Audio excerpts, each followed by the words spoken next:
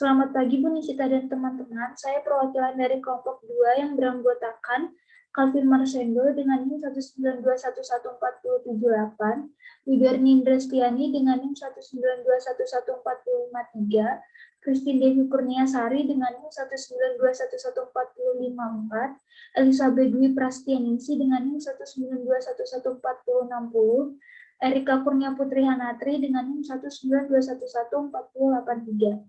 Di sini saya akan menjelaskan terkait kasus yang diambil oleh kelompok kami, yaitu pesatnya perkembangan teknologi informasi, Bluebird fokus kembangkan inovasi teknologi tahun ini, dan optimalkan teknologi artificial intelligence. PT Bluebird Tbk berencana memanfaatkan teknologi kecerdasan buatan atau artificial intelligence. Alih-alih menambahkan jumlah kendaraan yang saat ini sudah mencapai 25.000 unit di seluruh Indonesia, Head of Investor Relations PT Bluebird, Mikhail Tena, mengatakan saat ini belum ada rencana penambahan unit kendaraan. Perusahaan akan mengoptimalkan kendaraan yang ada serta meningkatkan efektivitas manajemen menggunakan teknologi AI. Head of Investor Relations PT Bluebird mengatakan bahwa strategi mereka tahun ini adalah meningkatkan pelayanan terbaik serta optimalisasi armada dengan berinvestasi di teknologi dan tetap menjalankan protokol kesehatan yang ketat untuk memastikan higienitas layanan. Sebelumnya, Bluebird melakukan peningkatan layanan terhadap pelanggannya melalui aplikasi terbaru My Bluebird.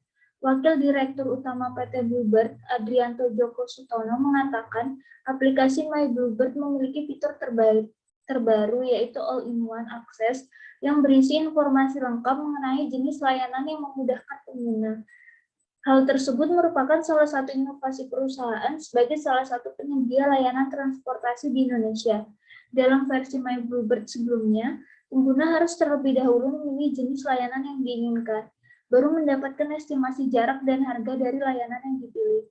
Apabila dirasa tidak sesuai, maka pengguna harus kembali ke awal dan memilih jenis layanan yang lain.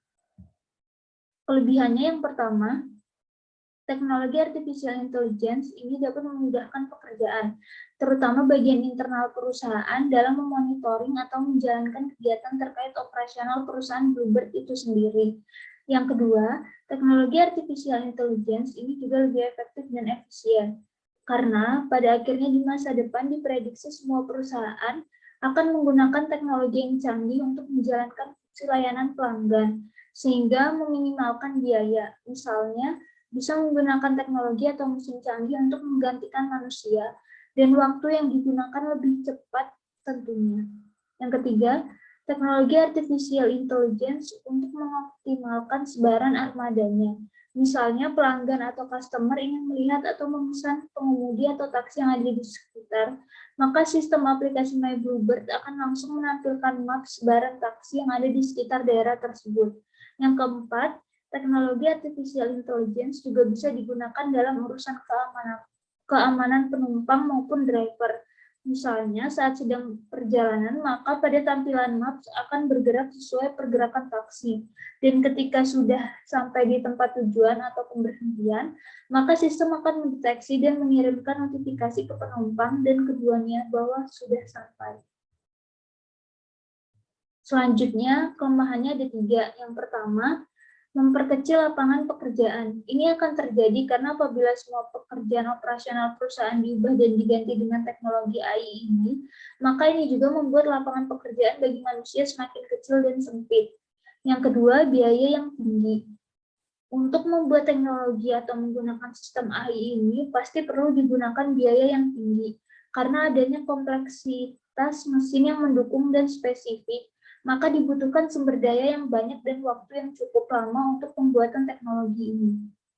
Dan yang terakhir, tidak memiliki rasa, akal dan budi seperti manusia, karena AI pada dasarnya hanya dirancang untuk melaksanakan tugas-tugas yang sebelumnya sudah diatur dan direncanakan oleh manusia. Sehingga jika ada perubahan pada proyek yang dilakukan, maka AI harus diatur kembali karena mesin AI ini tidak memiliki perasaan dan juga kreativitas seperti manusia. Sekian penjelasan kasus dari kelompok kami. Mohon maaf bila ada kekurangan. Terima kasih atas perhatiannya.